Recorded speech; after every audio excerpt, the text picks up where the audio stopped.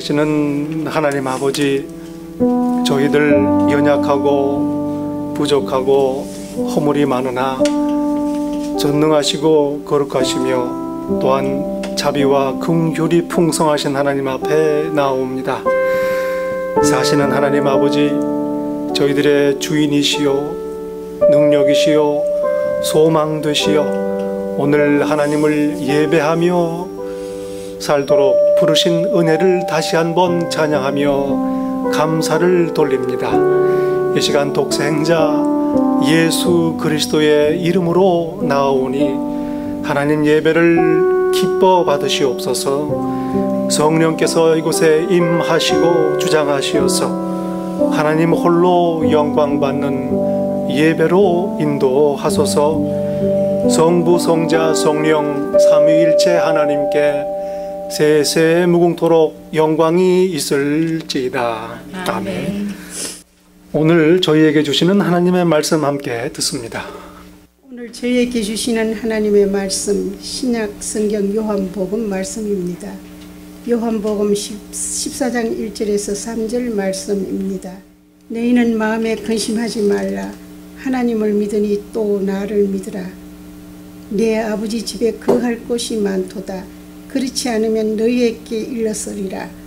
내가 너희를 위하여 거처를 예비하라 하노니 가서 너희를 위하여 거처를 예비하면 내가 다시 와서 너희를 내게로 영접하여 나 있는 곳에 너희도 있게 하리라.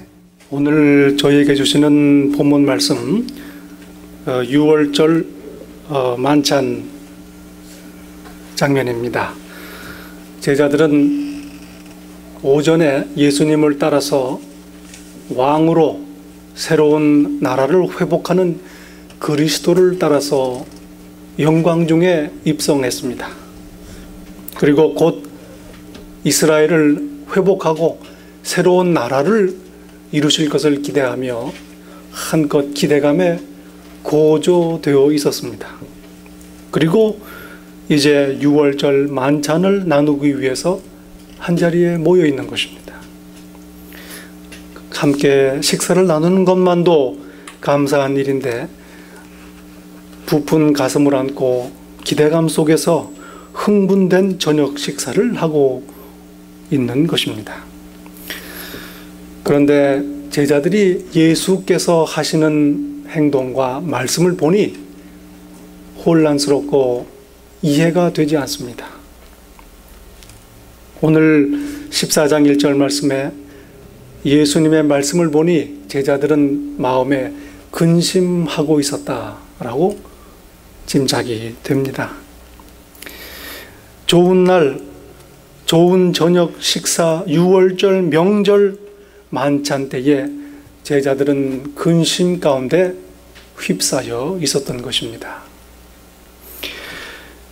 오늘 사용된 근심이라는 말은 마음이 불안하게 되었다, 온통 들쑤셔 놓아서 요동치고 있다, 안절부절 못한다라는 말입니다. 마치 개울 바닥을 나무 가지로 휘저어서 그 바닥에 가라앉아 있던 찌끼들이 모두 올라와서 그 맑은 개울물을 혼탁하게 하는 듯한 그러한 상태를 말하는 표현입니다. 유대인의 왕이 탄생했다라고 동방박사들이 예루살렘에 와서 소식을 전합니다. 그러니 이 소식을 듣고 당시 왕 헤롯이 마음에 소동했다라고 말합니다. 같은 단어입니다. 내가 왕인데, 그리고 나 말고 나를 없애고 왕이 될 사람이 나타날까 늘 두려워하고 염려했었는데 왕이 났다라는 소식을 들으니 그 마음 바닥에 가라앉아 있었던 두려움과 근심이 온통 위로 올라와 있는 것입니다.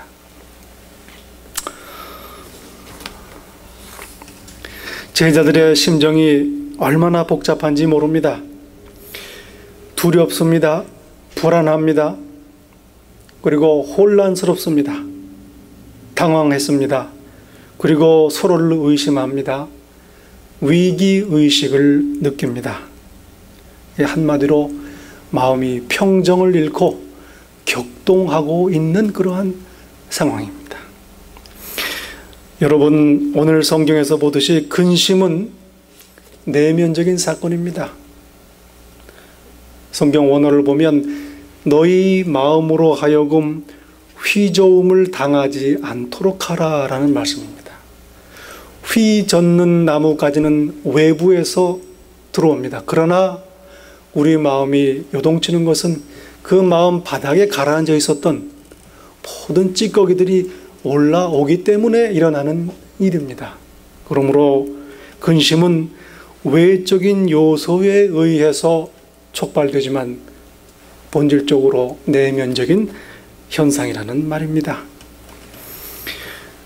제자들의 마음속에 가라앉아 있었던 찌꺼기들이 무엇일까?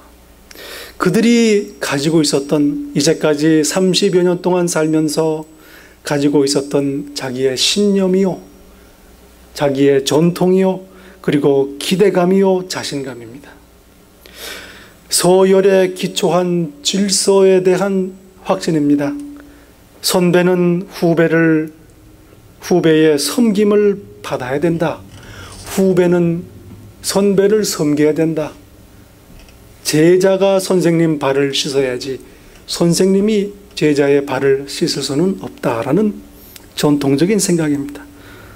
또 두 번째로는 자신들은 대단히 신실한 제자들이라는 막연한 확신입니다. 우리는 절대 선생님을 배반하지 않을 것이다. 자신감에 차 있습니다. 그리고 자기 선생님 예수께서는 결코 자기들을 떠나지 아니하시고 새 나라를 이루시고 우리들을 새 나라의 고위 관직에 앉히실 것이라 라는 기대감입니다. 이러한 찌꺼기들이 마음 바닥에 잔뜩 층층이 깊이를 알 수 없게 가라앉아 있었던 것입니다. 그런데 그것들이 지금 다 올라옵니다. 무엇이 바닥에 가라앉아 있었던 것들을 휘저었을까? 예수님이십니다. 서열을 거슬러서 섬기신 예수님의 모범입니다. 선생님이 제자의 발을 씻으신 사건입니다.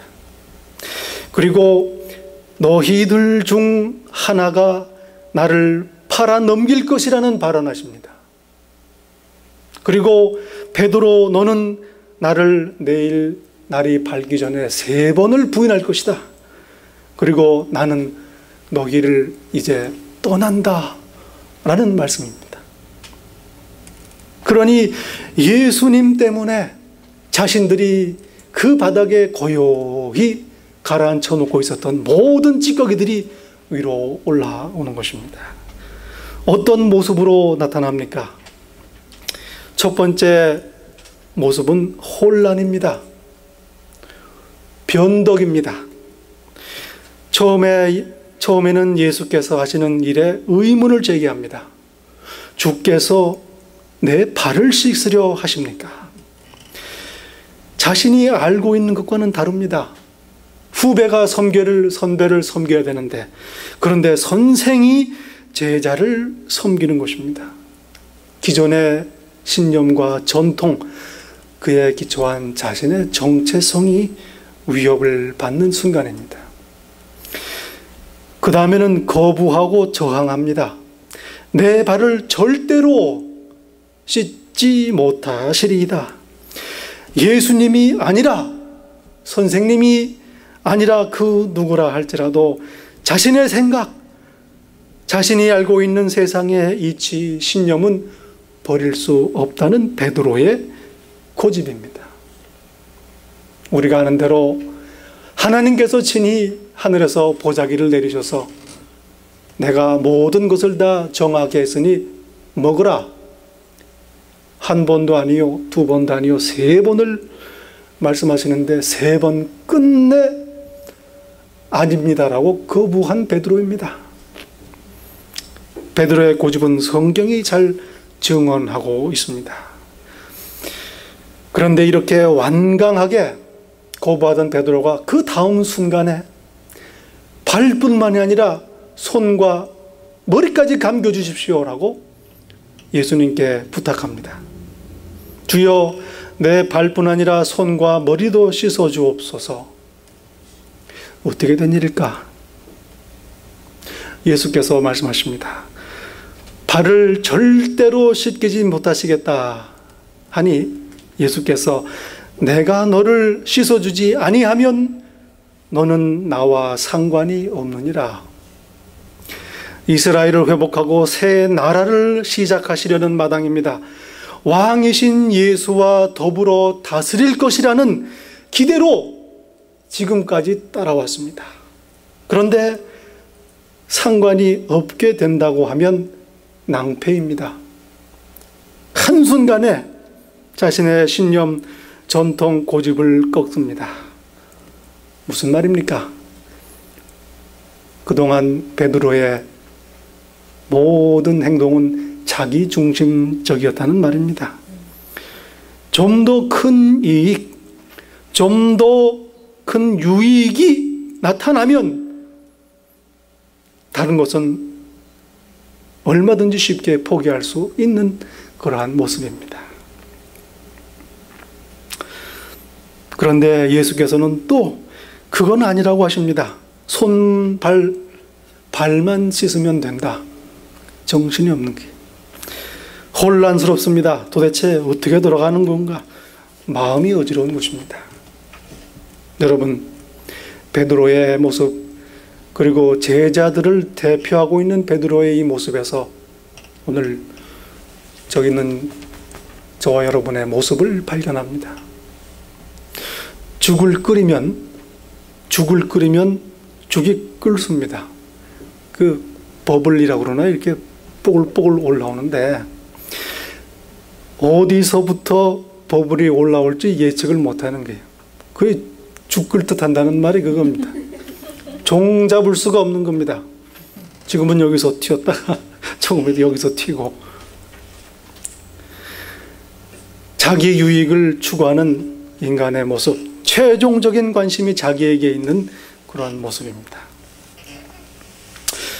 두 번째로는 서로를 의심하고 불안해하며 근심합니다. 예수께서 말씀합니다. 너희들 중 하나가 나를 팔아 넘길 것이다. 그러자 제자들은 서로 얼굴을 쳐다보면서 의심했다라고 기록하고 있습니다. 사실 성경 원어를 보면 궁금해하고 당황했다라는 말입니다. 여러분, 참으로 얼마나 어색하고 불편하고 안절부절 못하는 상황입니까? 누구라고 콕 집어서 얘기하면 편할 텐데 너희 중에 하나가 나를 팔 것이다. 3년 동안 함께 다녔습니다. 그런 동료들 중에서 선생님을 팔아 넘긴 배반자가 있다니 받아들일 수가 없는 것입니다. 그런데 조금 들여다보면 그 배반할 제자에 대한 염려와 관심이 아닙니다. 또 배반당할 선생님의 처지에 대한 배려, 염려가 아닙니다. 그저 그 얘기를 듣고 자신들이 충격을 받아서 마음이 불편하고 어색하고 혼란스럽고 더 나아가서는 자신들의 미래가 흔들리게 되었다는 것이 이들의 문제입니다.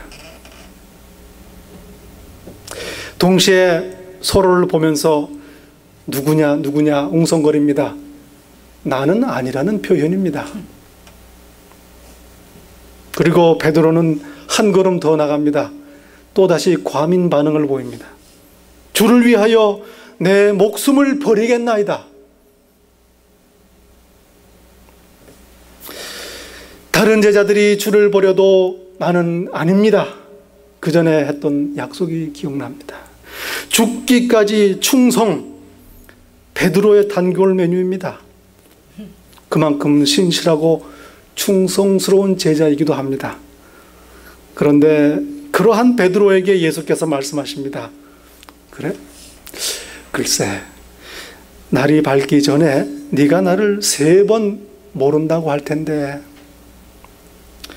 베드로의 심정, 표정, 짐작이 갑니다. 할 말을 잃습니다. 그리고 만찬이 끝날 때까지 베드로는 한마디 말이 없습니다. 마음이 요동치고 얼굴이 불안하기 짝이 없습니다. 마음이 어지럽습니다. 근심하고 있습니다. 베드로뿐만이 아니요, 만찬 자리에 함께한 제자들의 처지를 대변합니다. 그리고 자기중심적으로 오늘을 살고 있는 저와 여러분의 처지를 대변하는 모습입니다. 또한 예수님의 말씀이 귀에 들어오질 않습니다. 예수께서 제자들의 물음에 답하십니다. 제자들이 물어봐요. 아니, 누가 배반할 건가? 웅성웅성하다가 베드로가 요한에게 눈짓을 합니다. 예수님께 좀 여쭤보라고 눈짓을 해요. 요한이 품 안에 안겨 있다가 예수님 누군가요? 하고서 혀 짧은 소리로 물어봤겠죠. 예수님이 대답하십니다. 내가 떡 한 조각을 적셔다가 주는 자가 그니라. 그리고 한 조각을 적셔서 가룟 시몬의 아들 유다에게 주시니 성경에 기록이 되어 있습니다. 참 인격적인 하나님이십니다. 젠틀맨 예수님이십니다. 이름을 얘기를 안 하세요. 끝까지 그 사람의 처지를 배려하시는 모습입니다. 그러나 분명한 대답입니다. 떡을 포도주에 적셔서 미운 놈 빵 하나 더 준다고 유다에게 줍니다. 더 이상 분명한 대답이 없어요. 그러나 제자들은 못 알아듣습니다. 못 알아들어요. 생각이 다른 데 가 있기 때문에 그렇습니다. 과연 배반자가 누구일까? 궁금증이 일기는 했지만 사실 그들의 생각은 나는 아니다라는 스스로의 결백을 주장하는데 마음이 가 있습니다. 그리고 자신의 미래와 자신의 불안감에 그 관심이 집중되어 있습니다. 그런 TV 프로그램을 봤어요. 4명의 청년들이 농구 코트에서 농구공을 주고받고 놉니다. 그리고 시청자들을 향해서 그 농구공만 보십시오라고 안내를 합니다. 제가 그걸 한번 따라 봤어요. 농구공이 하얀색인가 그랬는데 공을 뭐 주거니 받거니 하니까 공만 열심히 쳐다봤습니다.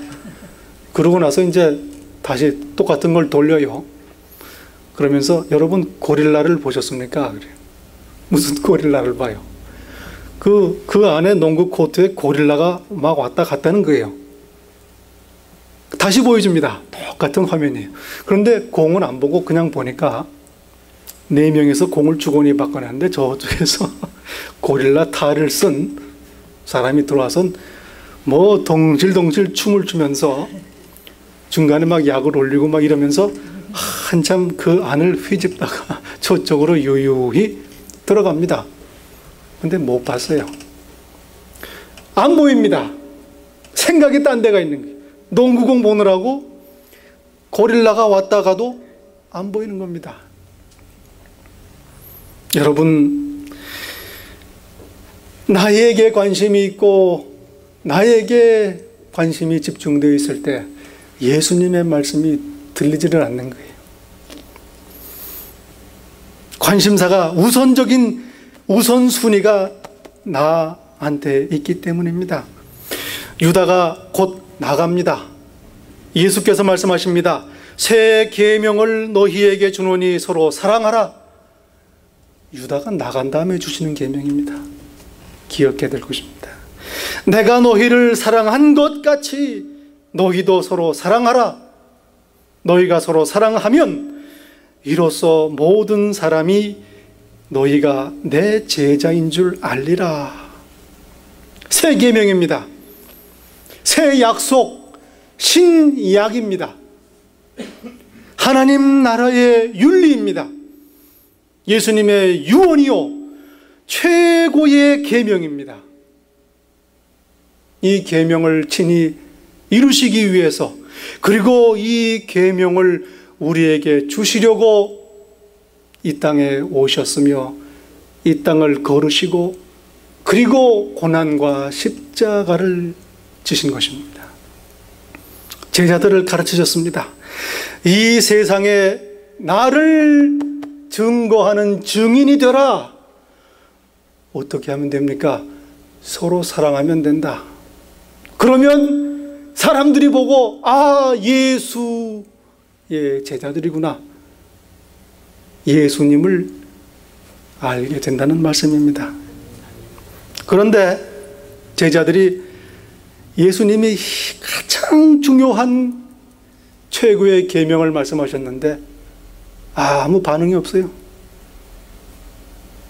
오히려 딴소리합니다. 주여 어디로 가시나이까? 저는 왜 못 따라갑니까? 내 목숨까지 버리겠나이다. 나. 안 들리는 겁니다. 마음이 어지럽기 때문입니다. 근심하고 있기 때문입니다. 여러분, 오늘 본문에서 제자들이 그 속에 가라앉아 있었던 예수 아닌 다른 모든 찌꺼기들 다 모습을 드러냅니다. 평소에는 모르고 지냅니다. 그것들이 찌꺼기라는 것도 모릅니다. 그저 모를 뿐입니다. 속에서는 썩고 냄새가 나고 무겁습니다. 주위 사람들이 근처에 가지를 않아요. 보기에는 맑은 물입니다. 그런데 냄새가 나고 썩었습니다. 단지 보이지 않을 뿐입니다. 예수님과 만찬을 나누는 사건입니다. 하나님 앞에 서는 시간입니다. 내 안에 있는 찌꺼기들이 온통 올라오는 시간입니다. 스스로의 모습을 발견하는 사건입니다. 예수님과 함께 있는 사건입니다. 혼란스럽고 의심하고 근심하며 귀가 어두워집니다. 위기의 순간입니다. 동시에 회개의 기회요, 하나님 앞에 새롭게 되는 기회가 주어진 것입니다. 여러분, 오늘 제자들의 모습을 그저 한마디로 좀 요약을 하면 자기중심적인 그러한 세계관입니다. 지구가 태양을 도는 것이 아니고 태양과 온 하늘의 별이 지구를 중심으로 도는 겁니다. 내가 세상 중심에 있고 나머지 모든 것들이 내 중심으로 돈다는 생각이에요. 자기 발을 예수님이 씻습니다. 예수님이 무슨 생각으로 이래 하실까? 이게 무슨 의미일까? 예수님의 심정이 무엇일까? 관심이 없습니다. 이건 아닌데? 내가 알고 있는 거는 아닌데? 그리고 내가 불편한데? 안 됩니다. 자신의 불편함, 어색함, 신념에 관심이 있습니다. 제자들 중 배반자가 있다고 말씀을 합니다. 그 선생님의 심정이 어떻겠습니까? 3년 동안 12를 뽑아서 데리고 다녔는데 그 중에 하나가 자신을 팔아 넘기겠다는 것을 아시는 선생님의 심정이 어떤가? 관심이 없어요. 체포되시면 어떻게 되는 건가? 신변의 염려도 없습니다. 그저 궁금합니다. 그리고 나는 아니라고 확인을 받고 싶어 할 뿐입니다. 그리고 나는 충성하겠습니다. 예수님의 처지 심정에는 전혀 무관심하고 나에게만 관심이 집중되어 있는 것입니다. 어디론가 떠나신다고 말씀합니다. 너희들이 지금은 올 수 없다. 글쎄요, 저 같으면 그랬을 것도 같아요. 도대체 무슨 일입니까, 선생님? 영어로 말하면 Teacher, tell us, what's going on? Are you all right, sir? 이 정도는 질문을 할 법도 합니다. 그러나 예수님 지금 도대체 왜 그러십니까? 괜찮으십니까? 일체 관심이 없어요. 다 자기들에게만 관심이 집중되어 있습니다. 속으로 다 이해해서 그렇겠지 굳이 그 말을 해야 되나? 그렇게도 제가 이해를 해보려고 했어요. 그런데 앞뒤에 성경을 보니까 그렇지는 않습니다. 그저 생각이 자기들에게만 집중되어 있는 것입니다. 반면에 예수님의 모습을 봅니다. 제자들 중심입니다. 그들의 발을 씻깁니다. 그 밖에 나가서 성전을 헤매다가 밥 먹으러 들어왔으니 발에 먼지가 잔뜩 묻어요. 아무도 발을 씻겨주지 않습니다. 스스로 허리에 수건을 동이고 제자들의 발을 씻으십니다. 선생으로서 내가 너희의 발을 씻겼으니 너희도 그리하는 것이 옳으니라. 모범을 보여주시기 위함입니다. 서로 사랑하라. 내가 지금 배반당하고 체포당하게 돼 있고 처형당하게 돼 있는데 서로 사랑하라고 말씀하십니다. 제자들 중심입니다. 장차 살아야 되는 삶의 모습을 제시하십니다. 다 이해하시고 용서하신 것입니다. 그리고 오늘 본문에 보니 근심하지 말라. 예수님이 근심하면 예수님이 더 했지. 그런데 제자들을 보고 근심하지 말라. 권면하십니다. 또한 하늘의 처소를 약속합니다. 내가 가서 하늘의 처소를 마련할 테니 다시 와서 너희를 내 있는 곳에 데려가리라. 제자들의 향한 사랑이요 배려입니다. 그리고 보혜사를 주시겠다. 성령을 보내시겠다. 그리고 내 평안을 너희에게 주노라 약속하십니다. 제자들을 사랑하시되 끝까지 사랑하셨다는 말씀입니다. 동시에 하나님 중심입니다.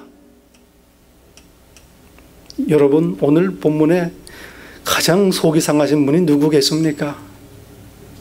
성경은 증거합니다. 13장 21절에 마음이 얼마나 고민이 되셨는지 몰라요. 제자가 자기를 배반할 고난과 죽음이 눈앞에 다가와 있습니다. 그러나 하나님의 계획입니다. 이것을 아시니 순종하는 것이요 용서하는 것이요 하나님의 심정, 하나님의 마음을 우선순위를 두고 오늘 식사를 하십니다. 그리고 하나님의 뜻을 제자들에게 설명하십니다. 자기중심적인 그러한 사람들, 그리고 다른 사람 중심, 하나님 중심의 세계관이 부딪히고 있는 현장입니다.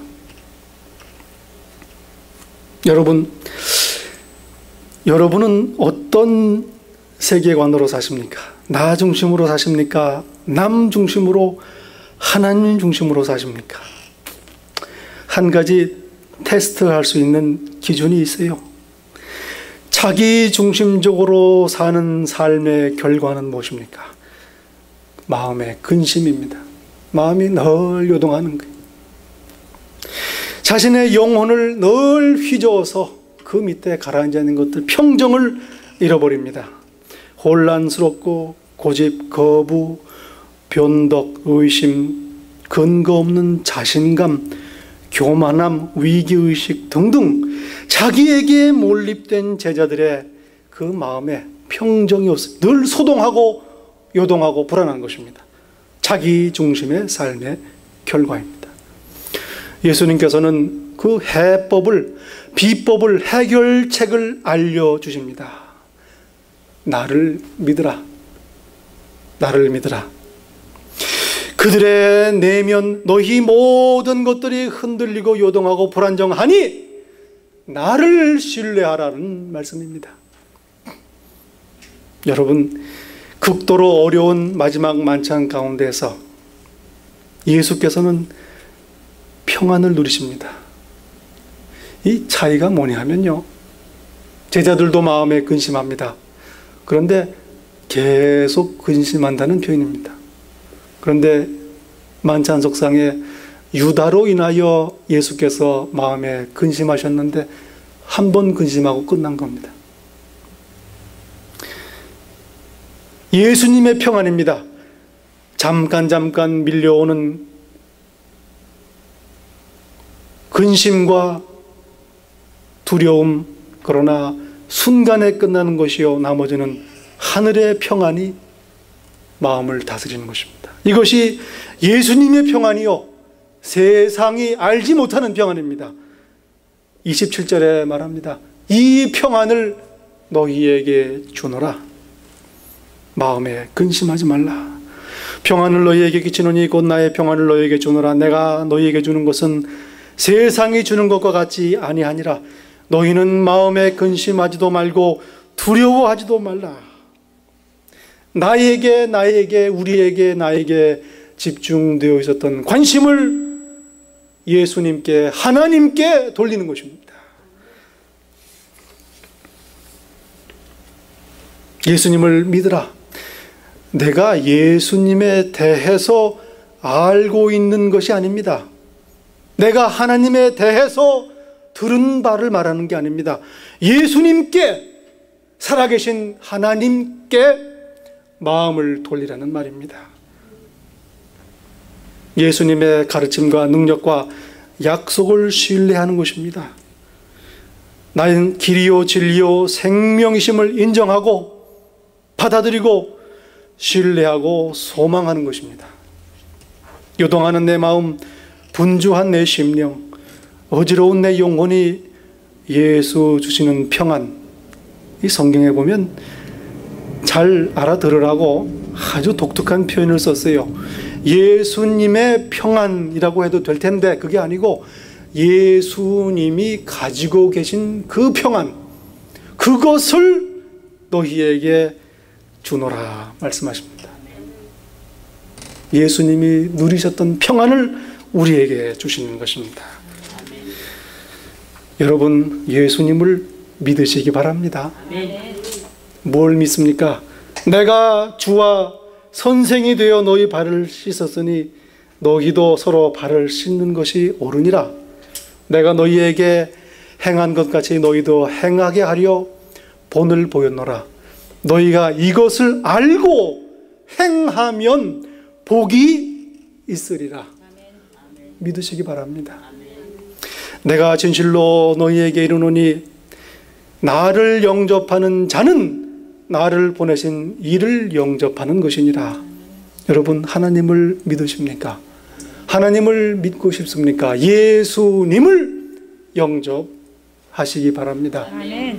나를 믿으라. 새 계명을 너희에게 주노니 서로 사랑하라. 너희가 서로 사랑하면 이로써 모든 사람이 너희가 내 제자인 줄 알리라. 나를 믿으라. 이 말씀 믿으시기 바랍니다. 이렇게 해서 잘 못 알아들으면, 서로 사랑 안 하고 흉보고 서로 헐뜯으면 사람들이 안 온다, 그런 얘기예요. 믿으시기 바랍니다. 내가 너희를 위하여 거처를 예배하러 가노니 가서 너희를 위하여 거처를 예배하면 내가 다시 와서 너희를 내게로 영접하여 나 있는 곳에 너희도 있게 하리라. 한 가지 길밖에 없습니다. 내가 곧 길이요 진리요 생명이니 나로 말미암지 않고는 아버지께로 올 자가 없느니라. 어떻게 하나님의 자녀가 되고 백성이 됩니까? 예수님을 믿는 것입니다. 이걸 믿으라는 말씀입니다. 여러분, 제가 지금 조금 전에 오다 보니까 교회 현관 앞에 100불짜리가 10장이 떨어져 있어요. 지금도 아마 있을 겁니다. 근데 아무도 안 일어나시네. 제 말을 안 믿기 때문에 그래요. 여러분, 예수님을 믿으십니까? 나를 믿는 자는, 나를 사랑하는 자는 내 계명을 지킨다고 말씀합니다. 1대1의 관계입니다. 예수님과 하나님과의 관계입니다. 여러분, 나의 최종적인 관심, 나의 마음, 나의 삶, 생각, 예수께 둠으로 말미암아서 오늘 몰아치는 이 광야와 같은 소용돌이 풍랑 속에서도 근심하지 말고 예수님의 평안을 누리며 사시는 여러분 되시기를 간절히 바랍니다. 아멘. 기도하겠습니다. 하나님 감사합니다. 저희들 마음에 스스로 찢기들과 더러운 것들로 인하여 늘 요동하며 근심하며 살고 있습니다. 불쌍히 여기시옵소서.